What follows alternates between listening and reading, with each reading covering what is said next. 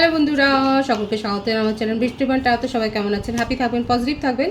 Gender specific reading এটা একদম নয়, আমার ভিএস মেল অথবা ফিমেল যে কেউ হতে পারে। Timeless collective general energy pick করা বলে সবসময় সব কথা আপনার সাথে রেজোনেট নাও করতে পারে। টাইমলেস হওয়ার জন্য আপনার সামনে যখন রিডিংটা আসবে আপনি এখান থেকে কোনো না কোনো গাইডেন্স কিন্তু পেয়ে যাবেন। All zodiac sign based reading কয়েকটা রাশি সিগনিফিকেন্ট থাকে বলে আমি সেগুলোকে মেনশন করে দিই। সর্বোপরি রিডিংয়ের এনার্জি যদি আপনার সাথে ম্যাচ হয়ে যায় তাহলে কিন্তু পুরো রিডিংটাই আপনার। আজকে দেখে নেওয়ার চেষ্টা করব আপনার পার্টনারের কারেন্ট এনার্জি কি, তার কিছু মেসেজও দেখে নেব। আপনার কারেন্ট এনার্জি ডিভাইনের গাইডেন্স কিছু থাকলে সেটাও দেখে নেওয়ার চেষ্টা করব। রিলেশনশিপের হ্যাপি মোমেন্টস ভাবতে পারেন, পার্সনের নাম ভাবতে পারেন, তার ছবিও ভাবতে পারেন। ডিভাইন গাইড করবেন আমার ভিউয়ার্স যার কথা ভেবে রিডিংটা দেখছেন, তার কারেন্ট এনার্জি কি।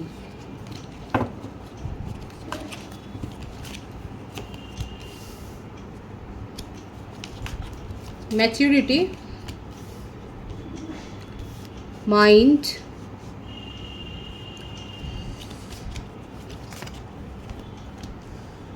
projection,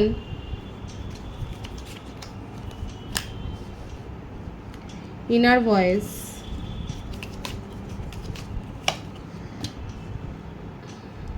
transformation,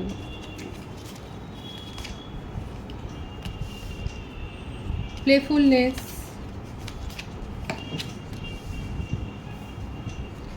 fighting, turning in,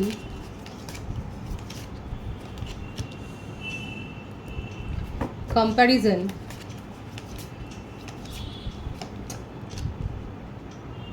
control, bottom of the deck, success,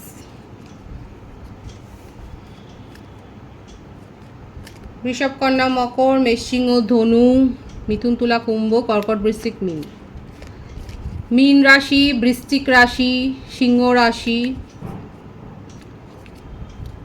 এই রাশিগুলো একটু মেজর দেখা যাচ্ছে, বাকি প্রত্যেকটা সাইন কিন্তু এসে গেছে। বার্থডেটের মধ্যে 6, 4, 5, 13, 2, 7, 24, 15, 22, 13, 31, 23, 14, 20, 11, 25, 16, ভাইস ভার্সা হতে পারে, এটা আপনারও হতে পারে। বার্থ মান্থের মধ্যে এপ্রিল, ফেব্রুয়ারি, মার্চ, জুলাই, জুন, মে, এই মাসগুলো বেশি দেখা যাচ্ছে। আপনাদের মধ্যে হয়তো এজ ডিফারেন্সটা বেশি নেই। স্টুডেন্ট, অফিস কলিগ, অনেক বেশি ঝগড়াঝাটি করেন, মানে আপনাদের রিলেশনশিপ কি আছে, মানে ফাইটিংয়ের রিলেশনশিপ। দেখুন ফাইটিং এসছে এখানে দুজনেই সম্পর্কটাকে নিয়ে একটা ইম্যাচিওর বিহেভিয়ার কিন্তু করেছে। কিন্তু যেহেতু বটম অফ দি ডেক আছে সাকসেস, মানে এখানে যেটাই হোক না কেন আপনারা এইভাবেই একে অপরের সাথে যে প্রজেকশনের যে ব্যাপারটা আছে যুক্ত, দুজনেই চুটিয়ে অন্য রিলেশনশিপও এনজয় করেছেন, কিংবা আপনাদের জীবনে যে এক্স ছিল তার কারণে যে আপনাদের দুজনেরই মাইন্ডের অবস্থা এরকম, আপনার পার্টনারের মাইন্ডের অবস্থা তো এরকমই। সব থেকে বড় কথা, আপনাকে কোনো দিন সেইভাবে স্টেবিলিটি দেননি, অন অফ সিচুয়েশান তৈরি করেছে। ওনার জীবনে কোনো বেস্ট ফ্রেন্ড কিংবা রিলেটিভসের মধ্যে কেউ, কিংবা ওনার বাড়িতে কোনো ফেমিনিন এনার্জি, ওনার মাও হতে পারেন, আন্ট হতে পারে, কেউ না কেউ আছে যার প্রভাব আপনার পার্টনারের উপর কিন্তু বেশি। আপাতত আপনাদের মধ্যে পুরোপুরি সেপারেশন, ট্রান্সফরমেশনের মধ্য দিয়ে যাচ্ছে, আপনার পার্টনারও যাচ্ছে, আপনিও যাচ্ছেন, এবং অ্যাকচুয়ালি উনি বোঝবার চেষ্টা করছে যে এই সম্পর্কটা নিয়ে এখন কি ভাবা যায়। প্লেফুলনেসের এনার্জিতে ছিলেন, আসা যাওয়া, অন অফ পজিশন তৈরি করা, যথেষ্ট আপনাদের মধ্যে ফাইটিং হয়েছে সেটাও দেখা যাচ্ছে। তবে ওনার নেচারটা হচ্ছে এইরকমই, ওনাকে নিয়ে যে আপনি যদি ভাবেন যে সবাই খুব একটা হ্যাপি আছে সেরকম না। ওনার ফ্যামিলিতেও ওনাকে নিয়ে সমস্যা, ঠিক এই কারণেই সমস্যা, কারণ নিজের মধ্যে স্থির নেই। আপনার পার্টনার ভীষণ ফ্রিকল মাইন্ডের, আর সব থেকে বড় কথা উনি ভিকটিম সাজতে খুব পছন্দ করেন। কোথাও কোনো কম্পিটিশান একদম সেখান থেকে এড়িয়ে যাওয়া, পালিয়ে যাওয়া বলতে পারেন। আবার তার উপর আছে ইগো, মানে কেউ তাকে যদি পয়েন্ট আউট করে তার খামতিগুলোর দিকে, তখন সে তার থেকে মানে 7 হাত দূরে, এই কারণেই আপনাদের মধ্যে ফাইটিংটা হয়েছে, কারণ ওনার এই ধরনের ব্যবহারগুলো আপনি টলারেট করেননি। হ্যাঁ, আপনার নিজের জীবনেও আপনি ব্যস্ত ছিলেন। এখানে দেখা যাচ্ছে কার্ডের ভাইবসে যে দুজনের মধ্যে মানে এই ধরনের একটা ছিল ব্যাপার, যে উনি যদি ব্যস্ত থাকেন আপনি লিটারেলি আপনার এনার্জিটা আমি পরে দেখব। এখানে দেখা যাচ্ছে আপনার পার্টনার কিন্তু ভিকটিম রোল প্লে করতে ভালোবাসে, এবং ওনাকে নিয়ে সবাই যে খুব একটা সুখী সেটা নয়। ওনাকে নিয়ে অনেকেই গসিপ করেন। আপাতত কার্যত বলবো উনি মুখটা লুকিয়ে আছেন। ওনার জীবনের পারিপার্শ্বিকতা যে ঝড়টা দেখা যাচ্ছে, ওনার ওপর যে মেন্টাল একটা প্রেশার পড়ছে, সেইটার থেকে বাঁচতে উনি এখন নিজেকে খানিকটা আইসোলেট করে রেখেছে। দেখতেই পাচ্ছেন উনি নিজেকে খানিকটা আইসোলেট করে রেখেছেন, হয়তো কোথাও বেড়াতে গেছেন, সেটাও দেখা যাচ্ছে। তারপর নিজের ইগোর থেকে বেরিয়ে উনি কিছু করবেন, কারণ আপনার সাথে সেপারেশন আছে। মনের মধ্যে যতই যাই চলুক না কেন, কারণ এখানে উনি চান যে আপনার মতো কেউ যদি তার জীবনে থাকে তাহলে তার জীবনটা শুধরাবে, এটা উনি খুব ভালো করে জানেন, কিন্তু আপনাকে পাত্তাও দেবেন না। এই সত্যিটা স্বীকার করতে চাইছে না যে আপনার উপস্থিতি, আপনার প্রেজেন্স তার জীবনে কতটা গুরুত্বপূর্ণ। এই ব্যাপারটা কিন্তু উনি একদম মানতে চাইছেন না। উল্টে উনি কি করছেন, উনি ফ্লার্ট করে যাচ্ছেন। প্লেফুলনেসের এনার্জি, ওনার কাছে একের অধিক চয়েস আছে, সেইগুলো নিয়ে ভাবছেন, সেইগুলোকে এনজয় করার চেষ্টা করছেন এবং উপভোগ করারও চেষ্টা করছে, কিন্তু আলটিমেট কি হচ্ছে, আলটিমেট কিছু হচ্ছে না। সেখান থেকে উনি নিরাশাই পাচ্ছেন, কারণ উনি খুব ভালো করে জানেন যে আপনি যেভাবে উনাকে কন্ট্রোল, মানে আপনি যেভাবে উনাকে সাথ দিয়েছেন, যেভাবে সাপোর্টটা করেছেন, সেই সাপোর্টটা উনি পাচ্ছেন না। উনি যদি পেতেন, হ্যাঁ, এবার আপনার প্রশ্ন থাকতে পারে যে উনি যদি পেতেন তাহলে কি উনি মুভ অন করতেন? অবশ্যই করতেন, কারণ উনি যেখানে থাকবেন ওখানে উনি একাই থাকবেন। মানে উনি 4টে জায়গায় ঘুরে বেড়াতেই পারেন, বাট উনি যার সাথে থাকবেন সে শুধু তাকেই ভজনা করবে, তার সাথেই থাকবে, এই ব্যাপারটা জানেন। মানে আপনি যেহেতু টিট ফর ট্যাট করেছেন, কারণ ফাইটিংয়ের এনার্জি এসছে, আপনি তার অন অফ সিচুয়েশনের জবাবে আপনিও যে তাকে ব্লক করেছেন বা আনফলো করেছেন বা এই ধরনের সেপারেশনটা ক্রিয়েট করেছেন, এই ব্যাপারগুলোই তাকে একদম পাগল করে দিচ্ছে। আপনি যত সেপারেশন ক্রিয়েট করছেন তত উনি আপনার প্রতি অ্যাট্রাকশন অনুভব করছে, এবং আলটিমেট তার ফল যেটা হবার সেটাই হচ্ছে যে উনি কিন্তু এটাই ভাবছেন যে আপনার সাথে রিলেশনশিপটা যদি গ্রো হয় তাহলে ভালো হবে, কারণ উনি আপনার সাথে রিলেশনশিপটাকে এনজয় করতে চান, একটা সাকসেস চান, সেটাই কিন্তু দেখা যাচ্ছে। এবং দেখুন এই এসছে এবারে যে উনি অ্যাডজাস্টমেন্টেও রাজি, সেপারেশনে আছেন বলেই এখন হয়তো এইসব কথাগুলো মনে হচ্ছে, কারণ বারংবার আপনাদের মধ্যে অন অফ সিচুয়েশন তৈরি হয়েছে, হয়তো বারবার উনি এইভাবেই ফিরে এসছেন। এটাও হতে পারে এই সিনারিওটা, দেখুন কালেকটিভ এনার্জি, আপনি অন্য কোথাও রিলেশনশিপ গ্রো করবেন সেটা উনি চান না, এবং সেই কারণেই উনি আপনার কাছে ফিরে আসতে চাইছেন। এটাও কিন্তু একটা কারণ হতে পারে উনি আপনার কাছে ফিরে আসার, কারণ উনি চান না যে আপনি ওনাকে ছাড়া আর কাউকে ভাবুন বা আর কাউকে প্রায়োরিটি দিন, নিজের লাইফে ইম্পর্টেন্স দিন, এবং সেই জন্যেই উনি কিন্তু এই ব্যাপারটা কিন্তু এসছে। এবার বাকিটা আমার ভিউয়ার্সরা যাচাই করে দেখবেন, কারণ উনি এই কারণে আপনার সাথে একটা সাকসেস চান, এবং এটার জন্যই উনি আটকে রাখতে চান।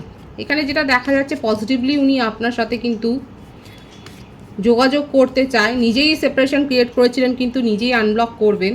যদি আপনারা ব্লক না করে থাকেন তাহলে দেখবেন যে উনি আনব্লক করে আপনার সাথে কমিউনিকেশনে আসবেন। নেক্সট 24 ডেজ ম্যাক্সিমাম বললাম, 24 ডেজের মধ্যে একটা কমিউনিকেশান তো আপনি আশা করতেই পারেন ওনার কাছ থেকে, কারণ আপনাকে খুব মিস করছে, আপনাকে নিয়ে পজিটিভ হয়ে যাচ্ছে, আপনাকে নিয়ে জেলাসি ফিল করছেন। হতে পারে আপনি হয়তো এমন কোনো ডিপি দিয়েছেন বা স্ট্যাটাস দিয়েছেন যাতে ওনার অস্তিত্ব কিছু দিক, হয়তো আপনি আপনার স্ট্যাটাস থেকে ওনার নামও মুছে দিয়েছেন। এটার জন্যই উনি এত বেশি জেলাসি ফিল করছেন যে উনি আপনার জীবনে ফিরে আসতে চান, রিএন্টার করতে চান, এবং আপনি অন্য কোথাও যাবেন না, এটাই উনি চান।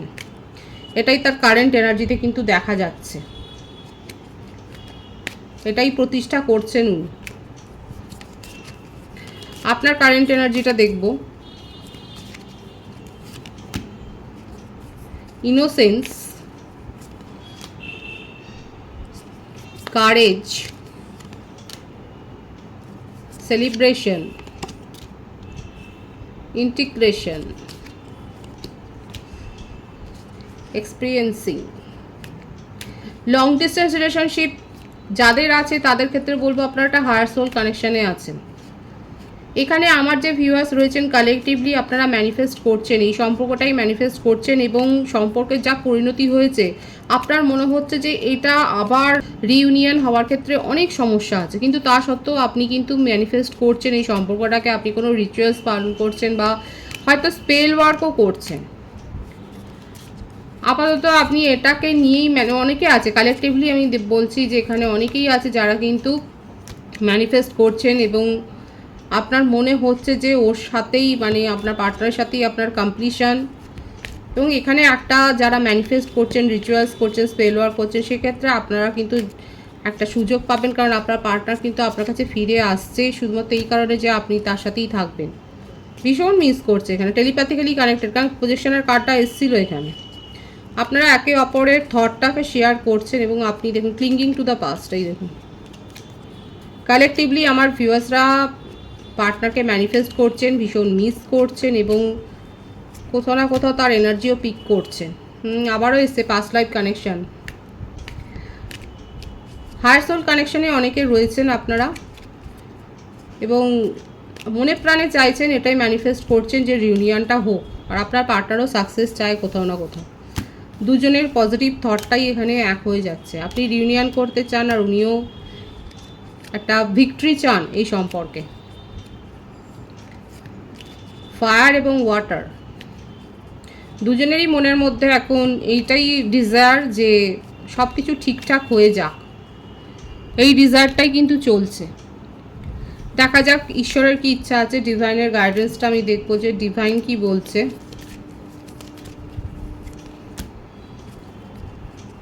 আইসোলেশন, দ্য রেবেল, নথিংনেস,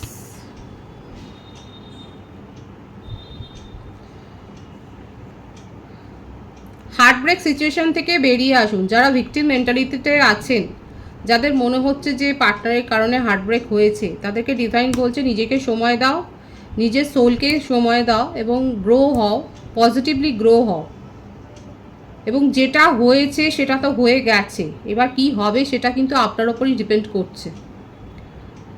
আবার আপনার সাবকনসিয়াস মাইন্ডের কথা শুনুন এবং অতীতের শৃঙ্খল থেকে, এখানে দেখুন দ্য রেবেলের কার্ডটা এবং তারপরে দেখুন নাথিংনেস। আপনাকে বলছি এইরকম ডার্ক এনার্জি থেকে নিজেকে বার করে আনুন, নিজেকে মুক্ত করুন, সাবকনসিয়াস মাইন্ডের কথাটা শুনুন, অবচেতন মনের কথাটা শুনুন এবং ভিকটিম মেন্টালিটিতে থাকবেন না। যেটা হয়ে গেছে সেটা পাস্ট, ফিউচারটা আপনি ক্রিয়েট করতে পারেন, সেটার উপরই ফোকাসড হন, পজিটিভলি গ্রো করুন, নিজের সোলকে নিজেকে হিল করুন। পজিটিভ আছে এনার্জিকে অবশ্যই ক্লেম করে নেবেন। রিডিংয়ের এনার্জি আপনার সাথে ম্যাচ হলে রিডিংটা লাইক করে এনার্জি অবশ্যই এক্সচেঞ্জ করুন, যেটা ভীষণভাবে জরুরি। সকলকে আমার চ্যানেলে অনেক অনেক স্বাগত এবং শুভেচ্ছা জানাই। যারা রয়েছে তাদেরকে অনেক ভালোবাসা, আপনাদের ভালোবাসার সহযোগিতা এই পরিবারকে বৃহত্তর করে তুলুন। রিডিংটা একটু শেয়ার করে দেবেন, চ্যানেলটা সাবস্ক্রাইব করে দেবেন। সবাই ভীষণ ভীষণ ভালো থাকবেন।